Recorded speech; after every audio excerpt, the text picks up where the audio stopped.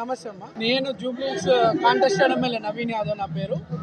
ఈరోజు గాజుల సీనన్న ఆధ్వర్యంలో ఏదైతే బీసీ సింహగర్జన జరుగుతుందో ఈ యొక్క ప్రోగ్రామ్ సపోర్ట్ చేయడానికి యాజ్ అ బీసీ వ్యక్తిగా నేను కూడా రావడం జరిగింది.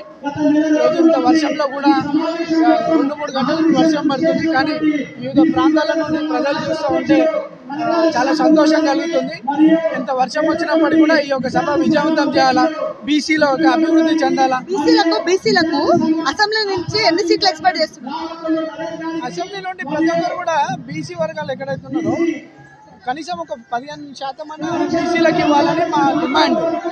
దాంట్లో మహిళలకు ఎన్ని కేటాయించాలనుకుంటున్నారు?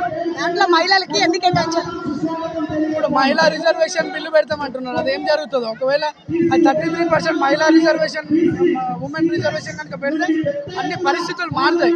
దాన్ని బట్టి 33% మహిళలకు వచ్చినప్పుడు దాంట్లో బీసీలకు బీసీ కుల వృత్తుల నుంచి సాయం అందుతుందా? ఇప్పుడు బీసీ వాళ్ళకి కుల వృత్తుల నుంచి సాయం అందుతుందా రాష్ట్ర ప్రభుత్వం నుంచి? మొన్న బీసీ బంద్ పెట్టినారు కదా, అందులో కొన్ని కుల సంఘాలు మాత్రమే పెట్టినారు. మిగతా కుల సంఘాల్లో కూడా అనేక మంది పేదవాళ్ళు ఉన్నారు. వాళ్ళని కూడా ప్రభుత్వం ఆలోచన చేసి వాళ్ళకు కూడా బీసీ బంద్ ఇవ్వాలని కోరుకుంటున్నారు. బీసీ ఎస్టీ మైనారిటీని మొత్తం యాడ్ చేసారు కదా, ఎందుకు ఎక్కువ ఓట్లు వస్తాయని?